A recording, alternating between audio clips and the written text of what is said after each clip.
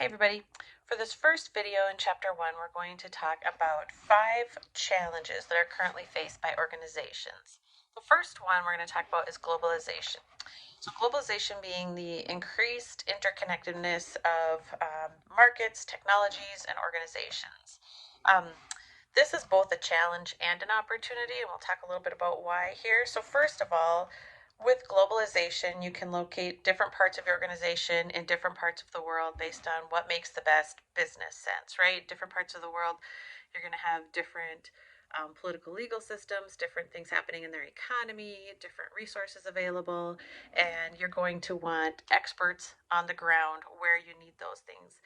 And so that is a big opportunity in operating globally, but it also obviously is a big challenge in, first of all, navigating all of those differences and finding the people who are the experts in those areas, and in the investment it might take if you are physically going to have a location there.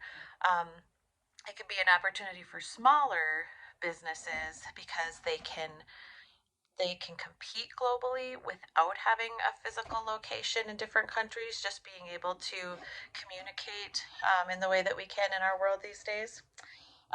One of the things that happens in globalization is global outsourcing.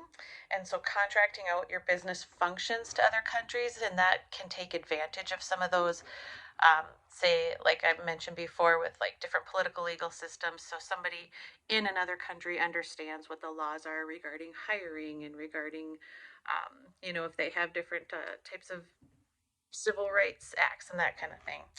Um, Strategic partnering is another opportunity actually with globalization, partnering with foreign firms to gain global advantage. So you can, sometimes these foreign markets don't always love it when us outsiders come in and are operating there, but if you are partnering with them, if you are positively contributing to their communities and to their economy, then that can be a great way to sell yourself in their market. And then monitoring contractors in low wage countries is a huge challenge. And that's especially because of the different regulations that are involved. Sometimes some of the countries that are cheapest to operate in, it's because of having almost no regulations, and that can be a challenge when you're worried about safety for your employees, when you're worried about the quality of the product, and so those things are really important. Okay, the next big challenge we're going to talk about is the intense competition. So outsourcing to these low wage countries means that firms need to find new ways to compete, right? And the competition intensifies when more players are in the game. And because of being able to operate this way, we do see more and more players in the game, both big and small, and trying to compete against each other.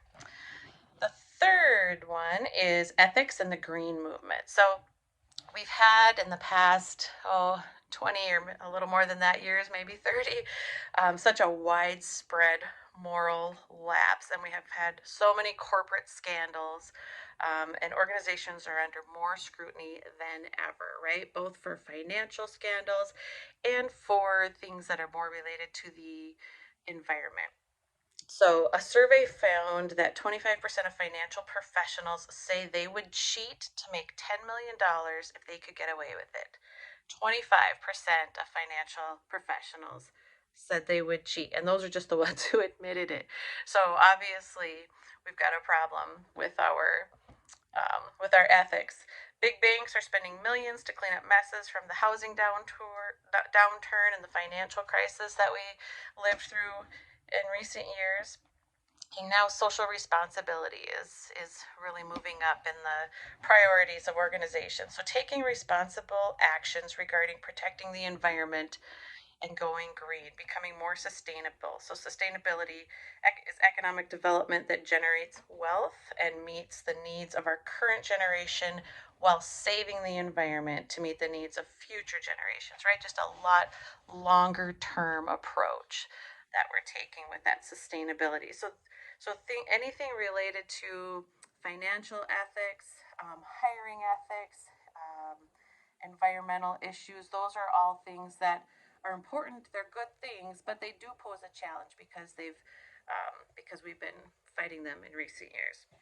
The fourth big challenge we're going to talk about is speed and responsiveness.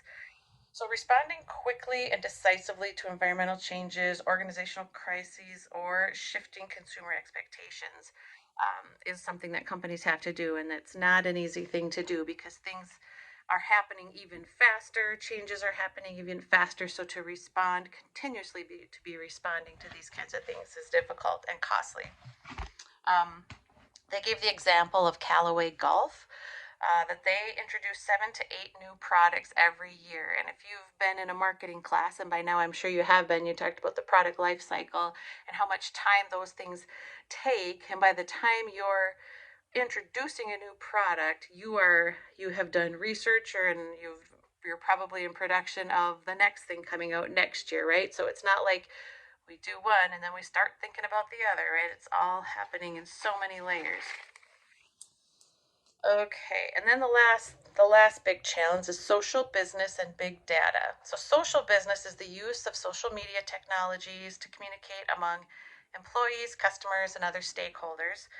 And when we talk about social media technologies, we're talking both about on the front end, things like that you're posting so that you can communicate and create interaction with your customers, but also on the back end and being able to understand the data you're receiving and who and how many people are seeing it, are interacting with it, where are they geographically, and what needs to change because of that. And that's part of that big data analytics. And that big data analytics is more than just what you're using social media for, but that includes the technology, the skill, and the process for searching and examining massive amounts of data to uncover patterns and correlations. So you're doing this on social media, but you're also doing it with your sales that you're getting through your store, having the cash registers being able to be a computer now and not just a till. They can store an incredible amount of data, and that helps them make decisions in the future or for the future. So organization theory and design, what we're studying with this first chapter is kind of introducing, it helps managers understand, diagnose, and respond to emerging organization needs and problems. And so a lot of what we talk about in this semester is going to be related to those 5 big problems that I just mentioned.